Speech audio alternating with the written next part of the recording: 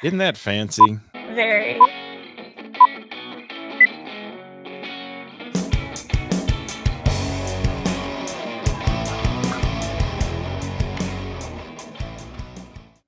And we're live. Well, we're not live, but we're here. All right. We are Welcome. here. We're working. Welcome. Now, the moment. if you guys watching this knew anything going on behind the scenes right now, you'd be laughing. But we are trying our best to record episode 20 of Talk Yes, Around this is Town. around two. Jeff, episode 20, my friend. I know. This is crazy. And like I said before, I wanted to do something special for 20, and here we are with Miss Tesa Marie. So that Thank makes you. it special, right? Yeah, and you know what's really cool? We're up to like 20 viewers on this. I think I think I may have broken 20 subscribers. I'm working hard at 50. I am. I'm pushing it, but it's just not working. That's special yet. Stuff right there. When you're on YouTube and new to YouTube, it's like but have a few Facebook subscribers, but not as many on YouTube. So Tesa, let's get to you. It's great to see you, my dear, and you're coming to us live from the road. It looks like. Yes, right in my car. Hopefully not driving. No. On the road again. No. Parked. Parked and stationary. Well, stay right where you are because your cell signal's good right there. So don't move that car. Freeze. Right? Frozen. So as we do take two, I opened the first one before the interweb gods took us out, and I said, tell some people about your background, because I know you go way back in music before people started seeing you play out in the clubs and things around here. You've been playing music, so chat with us for a minute about your history and why you got into music. All right, so as I said before, my mom, she's a blessing. She's always had me around music, whether it was in church or playing on the radio, gospel, rock, country, anything under the sun. And she's been a huge influence as far as music for me. When I was about 4 years old, she put me into violin lessons. So at the time it wasn't fiddle, it was violin. So I started that when I was about 4. So I was pretty young doing that. And that taught me a lot. And then skip quite a few years. And I was probably about 11 when I started to pick up playing acoustic guitar. And I started playing in my church band. I was singing in my church band. And then before that, I did church plays and did all that fun stuff. So that kind of got me into getting to know people in the church. And they started to mentor me with the music.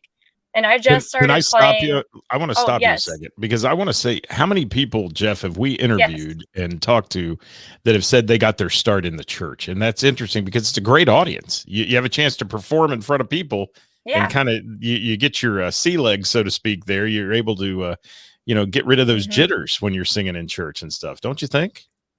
Oh, yeah. Absolutely. I mean, I think that's a great way to get started. That's one of the ways that I got started when I was playing drums. I started playing with the church because it was also another reason for me to haul everything out and actually get to play. Yeah. It's a forgiving crowd too. They are, and that's I was going to say that's a great point you made, is that most of those people love you in the church, and when you're there and they know you, and so if you start out a little rough or your vocals aren't the greatest ever, they're going to still give you props and say great job and give you that encouragement to train and do better. And Tesa, you have a beautiful voice. We love to hear you play, and I'm really. I think it's cool, your upbringing, and I've got to give props to your mom too. I know your mom. Oh, absolutely. Teresa is a wonderful woman who does great things for you, and she is your biggest, largest, hugest, if that's a word, fan. Yes, she really is. She's at basically every show. She's working with me behind the scenes, getting me in places, encouraging me. She sends new songs all the time. She's like, "Oh, this one will fit your voice. You need to learn this," or so-and-so said you need to do this, get in this venue. So she's, even behind the scenes, she's all in for me. Last Friday night, I talked to your mom, though, and she says, yeah, I've been sending her new songs, but I just can't get her to do them yet. What's up with that? Not yet. They're work in progress. It takes a lot of time to learn new material, doesn't it? Thank you. For me, it does. Well, that's all right. For me, at least. But going back to what you said about a lot of artists being brought up in church, I've noticed that with like the big names too. A lot of them, if you go and look at their biographies and stuff, they started out in the church. So it's cool. It's kind of cool. It is, and it is a great great forum to get your craft in order and do it right, and those kind of things, and a huge audience sometimes too, where you wouldn't get Yeah. that out. I mean, sure, you've played places where you didn't have the audience you had when you were in church. That's for sure. Yeah. Little I small think, is it sometimes. Alexis Gomez? She started in church too, She did. I She still believe. And sings. I think at Southbrook Church. She's still there, yeah, and and she went to American Idol fame and all that. So really yeah. great stuff. And she's a wonderful performer as well. I love Alexis. I haven't seen her yet. Got a smooth style. You got to go check her out. Jeff, what do you got over there, man? Sure. You're looking kind of quiet today. I'm just sitting here listening, trying to figure out what's going on with Tesa here, getting the inside scoop. But when did you say you started hitting the bar scene and getting around doing stuff like that? That sounds good. Sounds good. You go from church to the bars, right? When did you start going to the bars? Right? Yeah. And then you go back to church to get forgiven for what you did in the bars. Yes. Yeah. Back to church on Sunday. Yeah, always.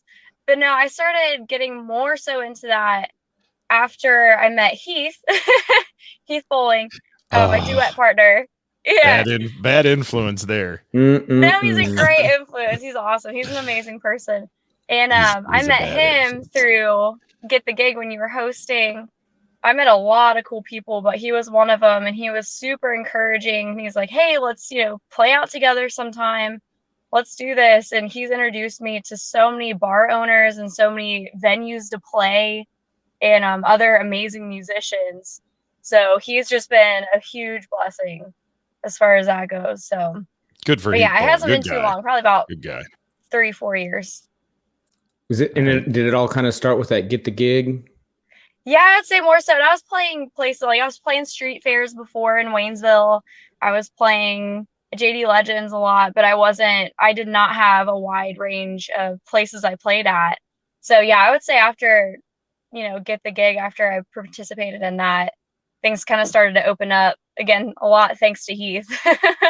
That's awesome, man. And he does. I mean, I've noticed that with Heath, he does a lot of connections for people and gets them in places and gets to know those venue owners. And that's a cool thing. And it works both ways with a lot of other musicians too. I think there's a lot of back scratching going on and people helping each other out. And that's needed in the business, because sometimes it's hard. Like Geoff and I have talked before, he sends a message to a place or a venue and just hear nothing. And all it takes is that person like Heath or somebody to talk to him when he's playing there and say, "Hey, this guy's been trying to reach you." And the next day you get somebody that books you, and that's fun. And you do wonderful things on stage, and you sing some music that I'd never expect to come out of you. Really? Yeah. Some of the songs you do, some of the guy songs you do, just amaze me, and the way you put your Tesa flair on it, or sassiness, as I like to call it, is a lot of fun.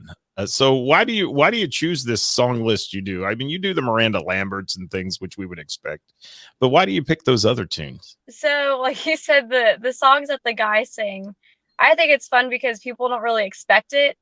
When I go to seeing like Luke Combs or Jason Aldean or whoever, Chris Stapleton, they're like, "Oh, we'd never hear a girl sing that. That's kind of cool." And like you said, I try to put my own twist on a lot of stuff. And it just makes it fun and interesting. Like I said, people don't really expect that, and it's cool to hear something different.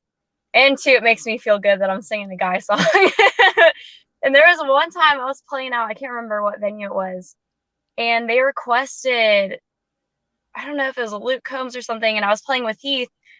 And I was like, "Oh, okay." And they said, "No, not you. You can't play the guy songs. You play all girl songs." And I gave them, you should have seen my look. I gave them my mean mug. Oh, and I said, "Okay." And I started playing away. I was like, "I'll play all the male songs I know." Like, watch me. Good. Jeff, Tesa has a mean look, Jeff, that I call her mean mug. I don't know if I believe that. Oh, every time I see her, we take a picture that way just so everybody can see her mean mug. She has this other side to her. This sweet little Tesa Marie that you see playing up there sometimes can turn into the evil Tesa. But you got to catch it real quick. It just happens like that. Yeah, and then it's over. It's back to sweet Tessa again. But man, she does. She can get the claws out if she has to and take care of business. Jeffrey, That's right. you don't get out to see Tessa much because you guys are always playing too. And that's a Unfortunately. tough thing in the music business because we all, I have the luxury of being able to go out on the weekends and see people play and talk about them on my show. But you guys playing, have you ever played together, you and Tessa, other than like a Acoustapalooza or something? No, we haven't. And that's one thing. And actually, I think I mentioned it to Heath one time. I said, we should get a few people together, get Heath and Tessa and get a handful of people and go out and do like a little kind of like an in the round type show is what I think would be really cool. Yeah. And just have several awesome. people. Heath and I did it one night and it was a blast. He plays a little bit, he and I play some country and I'll play a little rock and do whatever. And I know he's starting to change his set list up, but I think it's really cool when you start having different people play different styles of music. So then it appeals to so many different people. So I would love to come out sometime and, set up a show with you, Tessa, and, get some more people out. And I think we need to make that happen. I think we need to get an in the round type show. And Scott can host somewhere. Yeah, because Tessa, you took part in one we did. I think you did the 3 Chords and a Story with me, and yes. I don't know. Yeah, you were involved in that, and that was normally we'd do 3 players and just kind of do the same thing Jeff's talking about, rotate. But what would be really fun if you could pull it off is to have 5 or 6 musicians that were totally different, so people would get a taste of each one as you went around the room, and I think that'd be a lot of fun to pull off. And I would love to host that. I would love to be a part of that and give a chance to introduce new people. So let's make that happen. There's plenty of places I know that would love to do that. Absolutely. And I think that's something too that appeals. Oh, go ahead. No, you go. You're on. I was just gonna. I guess my turn. No, so I think that's something that appeals with Heath and I when we play out, because he does more of the older country and he has some rock in his stuff, and then I do some of the softer, sweeter things or the newer country. So Jeff, I think that's a great idea to, have a variety of musicians with a variety of music to appeal to a wide range. Yeah, I think it'd be a blast. Get somebody like Brian Scott then, as well, who plays, a lot of rock and stuff like that. That'd be fun. A lot of deep rock. Yes. That's cool. That'd be fun. Tessa, who are your musical influences today? Some of the people that you kind of admire and listen to and help mold your shows behind. So you already know Miranda Lambert. She's a big one for me. I love her stuff. I love her style. I've always been, a fan of her music and what she does. More recently, I've been listening to a lot of Luke Combs and a lot of Jason Aldean. I am a big fan of Jason Aldean. I was actually supposed to see him in concert last year at Country Concert in Fort Laramie, but obviously that didn't happen. So I'm supposed to see him this year. Hopefully that goes down. I got to say, Luke Combs amazes me. His talent and ability to write and all that. He is definitely the up and comer, I think. Well, he's already made it. Yeah, I was going to say he's there. Yeah, he's the guy to watch all the time because he constantly changes, and he doesn't always fit that little box that they put new country in, and that he's still got some old school country in him, which is really good. And people call it bro country, or they call it whatever they want to call it, or tractor rap, or any of that stuff. It's still, it's selling. It sells right now to the young people, and that's what that's who buys music online, and everybody's trying and buys concert tickets and all that. And when you listen to all these things, what do you pick out of those people to kind of blend into your show? What do you pick and take away from those songs that you hear? There's not really any particular reason why I pick the songs I do. I've been more attracted recently to the country rock, I guess, which is where Jason Aldean comes in, but I'll take it and try to make it fit more into the acoustic, my acoustic sound. So there's not really a particular reason why I pick the songs. Do you pick a lot of stuff that's like just popular at the moment on the radio, or do you ever try to pull out some of those like B-side tracks that are just really good that you just absolutely love? Yeah, and going back to my mom, she'll send me songs. She's like, hey, this one's not popular, but it's a really good song. You should look at it. and I'll go, and a lot of times I'll, learn those and play those. And I also had, for a while, I was playing with two gentlemen. One was a Vietnam vet and one's an English teacher. And they taught me so much. They, introduced me to so many other musicians and songs that I'd never heard of before. And I put some of those in my sets. So yeah, I like to do the ones that people aren't so familiar with, because it also changes it up for them, for their ears. So Right. hearing the same stuff all the time. Geoff, you realize you just said B-side to somebody that doesn't even know what that means, right? Oh, you're right. She's like, what are you talking about? B-side. Well, you never know. Maybe your mom introduced her to 45 records, but do you know what a 45 record is, Tessa? No, just kidding. No. Yeah. Maybe. I don't know. So yeah, you know what a record is? You know what a vinyl record What's is? What's a record? Yeah. A what? Yeah. We're beyond cassettes with her. We've gone, even CDs are marginal right now. Where do you stream your music, Tessa? Where do you stream your music from? That's what we want to know. That's the new way of the world. But you are so cool with your stage presence and your smile and the mean mug once in a while and all that stuff. How do you make that Only connection? When you're around. How do you make that connection with your audience? Because you have a connection that you draw people in, and you've been doing that long before you were ever in the bar scene. I love talking to people. I love getting to know people. I don't know. It's really cool to get to know someone, and after, like in breaks or after my show, I'll go up and talk to people, and they're like, why is she talking to me? I'm like, because I want to get to know you. Like, who am I playing to? What do you like? Who are you?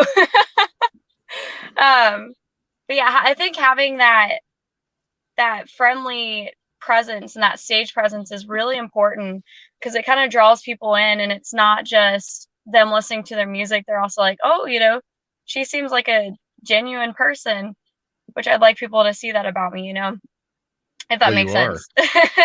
No, you are. And you're very easy, approachable, one of those, just one of those people that you walk up to in the club and talk to them, and you're like, man, I'm sold on her. I want to come see her play every time I can. And I think that's cool. And Geoff and I talk a lot about this on this show, and that about musicians and stage presence and those kind of things. Well, first of all, as we said earlier when we were all glitchy and things, that you're like the rose between two thorns here. You have an appeal when you hit that stage wearing your blingy boots and all the things like that make people smile. And it's a great combo you have going with Heath Bowling with the Beauty and the Beast show. I think that's incredibly smart, because it's totally different, both of you. Yeah, again, that started with Get the Gig, and he said, hey, how about we do this? And the name was his idea as well. I was like, okay, that's cool. And he always tells people that he's Beauty, but he really wants to be. Yeah, he'd love to be, but he doesn't have the hair for it either. Oh no. No, the one-arm bandit now. Yeah. Oh, is that too soon? I was saying we're Beauty and the Gimp. Yeah. Poor guy. So last Friday I took in a show with you guys. I was there. I got to catch the last hour of that, and it was interesting because Heath has obviously been in an accident. He's struggling with he can't play the guitar. He's in a cast, and his foot's messed up and all those things. So he's singing, you're playing, and then I walk in, and much to my surprise, Jeff Ketchum from Fireball Ridge is playing with you guys too. And there sits Tiffany and Mike May from Shortest Stable in the place that I guess sang earlier on your break. Isn't that cool? I mean, that's so much fun. Oh, it was amazing. It was amazing. And it's really awesome to see other musicians either on their night off or after they're done after they're done with their own gig, they come out to see you. And it's just really cool. It's that musical community and that support that, other people or other places don't have. That's one thing I learned again at Get the Gig.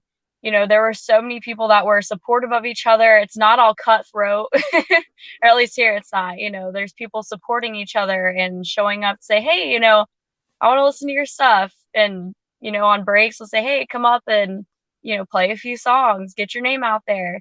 And it's just, it is really, really cool to see that here. It is really cool. We have a tight community, as you know. That little competition made a lot of friends. I made lifelong friends out of that, and it was just a simple little idea to put that on, but it grew into something really special. And you know, people that aren't even with us anymore, Bo Davis, who's passed away. I mean, he was involved in that and an integral part of that in his band. And Controversy for Breakfast, those guys, I mean, what a hoot they were, and they're still out playing, and just some fun, cool stuff that went on.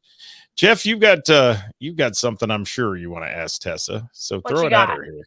How long did it take for you to really like get into the circuit, though? So we talked about, you know, you started with Get the Gig, but how long did it really take for you to get going and get a foothold, so where you're playing, you know, quite often, almost every weekend and things like that? I think people would want to know, if they're getting into it, like, how long does it really take to go from not really playing out to playing almost every weekend and multiple times during the week? I feel like I'm still trying to get into the circuit. But yeah, it's taken a while. I know Scott, he helped me a lot with social media, and that's a huge part of putting yourself out there and promoting and getting people to see your stuff in order to be able to get out and play places and make connections. So I would say it's taken a few years.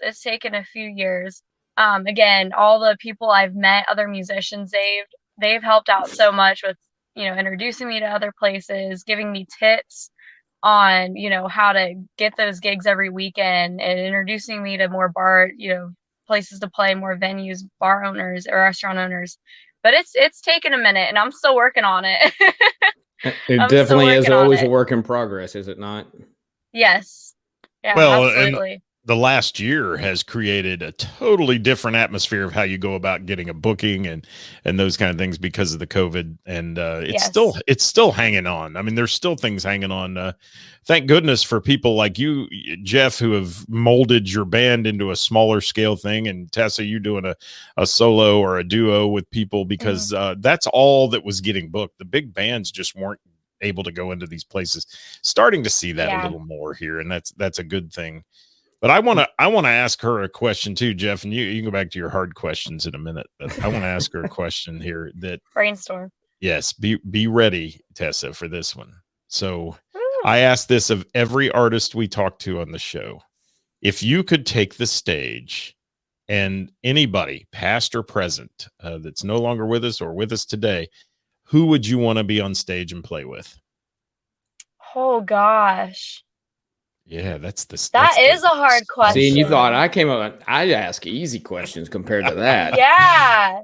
Lord, Scott, I didn't see that one coming. Your curveball for the day. Yeah. Yeah, I don't do well with curveballs. Thanks, Scott.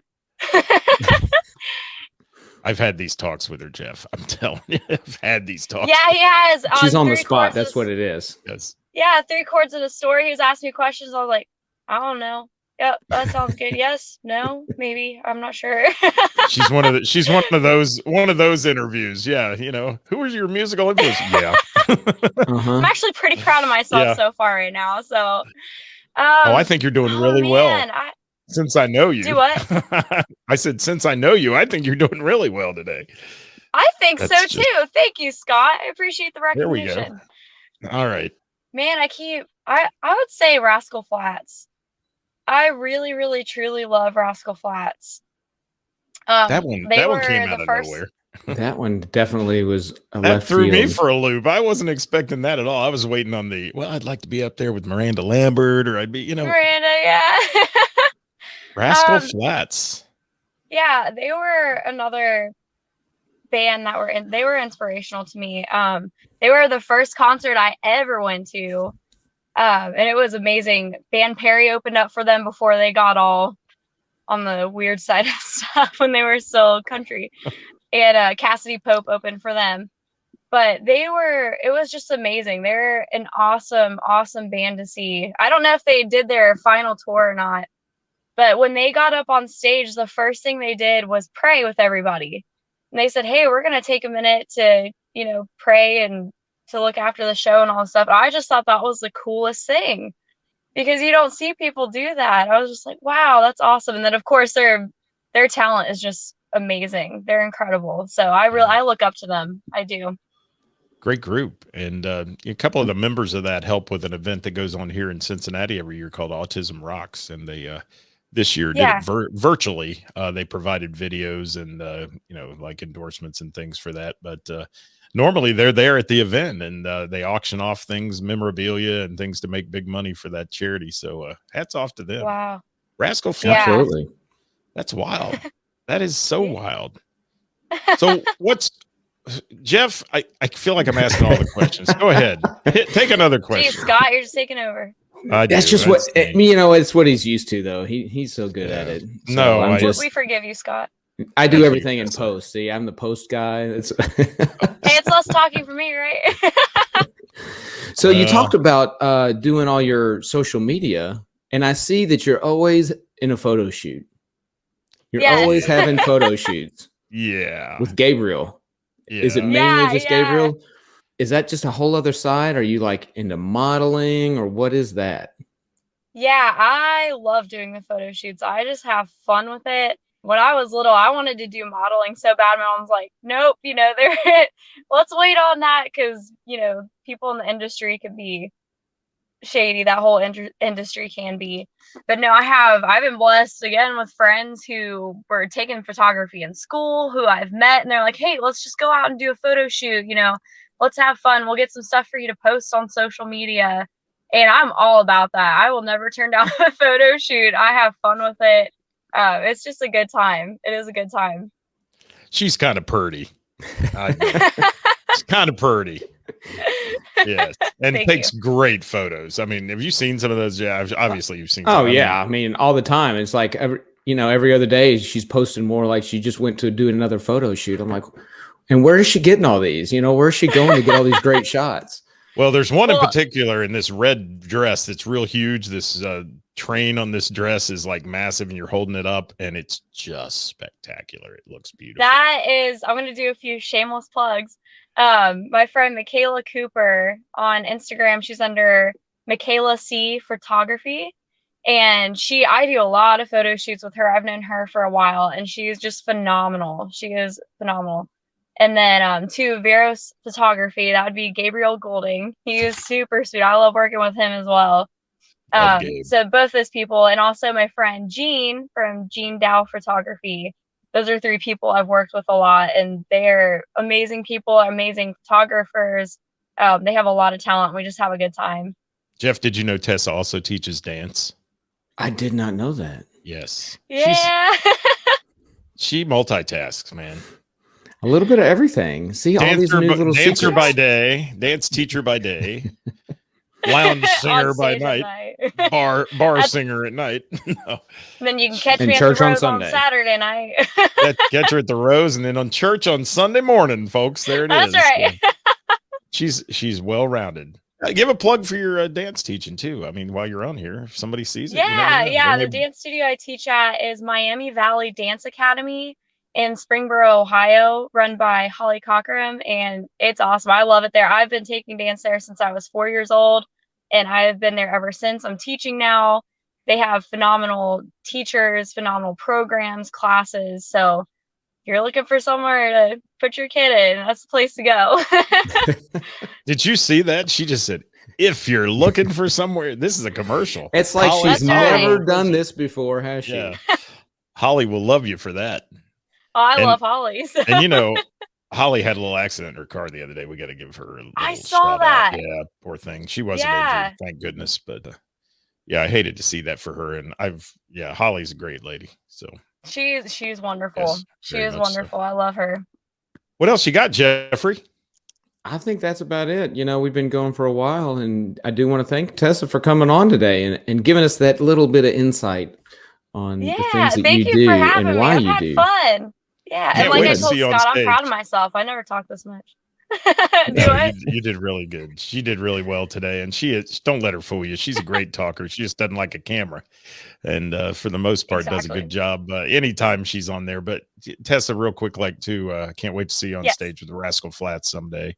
That would be really cool, and that would be really awesome. Yeah. And the band Perry, we apologize if they're offended by anything we said on this show. Okay. Yeah, look at her. Like, they're gonna watch this, right? Oh, absolutely. Oh yeah, we're a Of household course. name. We're a They household better. name in Nashville. We are. I still love them, by the way. I still love you guys if you're watching. Give We'll our tag love. them, and who knows? Maybe they will see it. Maybe. Give our love. Give our love to your mom, man. Your mom is your biggest fan. I wish I could take everybody that goes out to watch live music and put them next to her and let them see the passion she has for watching you play. Like I said, I'm so blessed to have her. I really am. Good deal. Well, Tessa, thank All you right. for being our guest. Episode 20 today. Talk Around Town. Episode Well, 20. thank you. And let's put together that show. Let's put together that show of everybody playing I'm all around. about it. Let's do it. Absolutely. I'm in. Let's And plan Scott, it. like I Geoff. said, you're gonna be there. Yes, ma'am. Let's do it. That's the boss told me I'm going to be there. If Tessa says I need to be there, I'm there. That's it. If not, the mean mug might come out, which I still have yet to Exactly. see. So Oh yeah. I'm gonna go And look you for don't some want to see the pictures. mean mug. Can you throw a mean? Can you throw a mean mug in here at the end for everybody, just so they can see that mean mug? You want the mean mug? Okay, Yes. you ready? Yes. Jeff, are you ready for this? I'm Prepare ready. yourself. I'm ready. All right. There it is. Just like that. Just like that. Just like And that. scene. That's my Oh. girl. Thank you, Tessa. Love you. Thank you so much. Love you too. Thanks for coming on. We'll see Good you, job. everybody. Of course. Until Bye. next time. Bye. Bye.